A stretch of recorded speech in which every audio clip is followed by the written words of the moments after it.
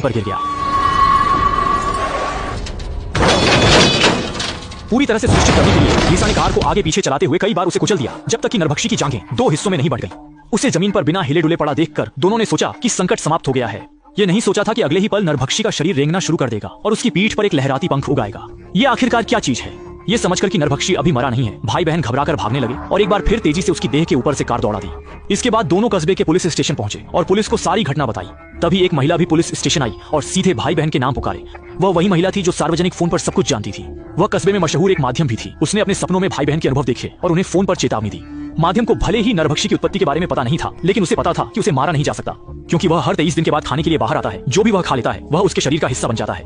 4 अंग खाकर वह 4 अंग उगा लेता है, अंदरूनी अंग खाकर वह अंदरूनी अंग उगा लेता है। इसका मतलब है कि चाहे नरभक्षी कितना भी गंभीर घायल क्यों न हो, वह इंसानों को खाकर ठीक हो सकता है।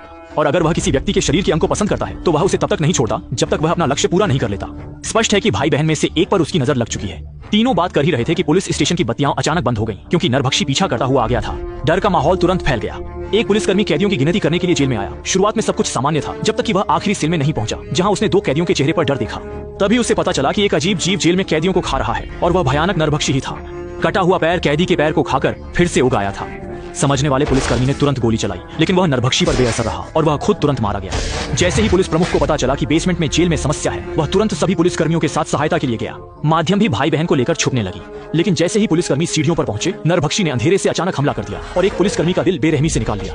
बचे हुए लोगों ने तुरंत पूरी ताकत से फायरिंग की, लेकिन अदृश्य नरभक्षी एक पल में गायब हो गया। इस समय ऊपर के 3 लोग पुलिस स्टेशन से भागना चाहते थे, लेकिन पाया कि बिजली कट जाने के कारण बाहर का दरवाजा स्वचालित रूप से बंद हो गया था और खुल नहीं सकता था, और नरभक्षी गंध का पीछा करता हुआ उनके पास आ गया। अब माध्यम सामने आई। उसने दोनों को भागने का मौका देने की कोशिश की, लेकिन दरवाजे पर आई हुई खुराक को देखते हुए नरभक्षी में कोई रुचि नहीं थी। वह केवल अपने चुने हुए शिकार में रुचि रखता था।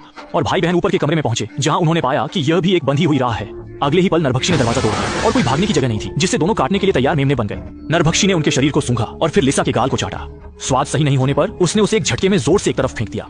ऐसा लगता है कि नरभक्षी का लक्ष्य वास्तव में डाली ही था। तभी पुलिस प्रमुख टीम के साथ पहुंचा, लेकिन चतुर नरभक्षी ने डाली को सामने ढाल बना लिया, जिससे वे भी बिना सोच समझे कार्रवाई करने से डरते थे। सफल हुए नरभक्षी ने उत्साहित चेहरा दिखाया और उसका पूरा सिर और भी भयानक हो गया। अपने भाई को बचाने के लिए लिसा ने नरभक्षी से उसे छोड़ने की विनती की, ये व्यक्त करते हुए कि वह अपने जीवन के बदले उसे छोड़ने को तैयार है। लेकिन पहले से ही नरभक्षी के निशाने पर आए शिकार को वह आसानी से कैसे छोड़ सकता था। फिर तुरंत पंख फैलाए और खिड़की तोड़कर बाहर उड़ गया। लिसा भी पुलिस स्टेशन से बाहर दौड़ पड़ी और अपने भाई का नाम चिल्लाने लगी, लेकिन सब व्यर्थ था। अंततः वह केवल उन्हें अंधेरे में गायब होते हुए देख सकती थी। अगले दिन हताश लिसा पुलिस स्टेशन से बाहर निकली। उसने देखा कि एक कौवा आसमान में उड़ता हुआ आकर एक परित्यक्त फैक्ट्री पर बैठ गया, और यही वह जगह थी जहां नरभक्षी ने अपना नया ठिकाना बनाया था। कैमरा फैक्ट्री के अंदर जाते ही नजर आता है कि नरभक्षी व्यस्त है। बेचारे डाली ने अपनी मूर्खतापूर्ण हरकत के लिए भारी कीमत चुकाई। नरभक्षी ने उसकी आंखें निकालकर दीवार पर टांग दी।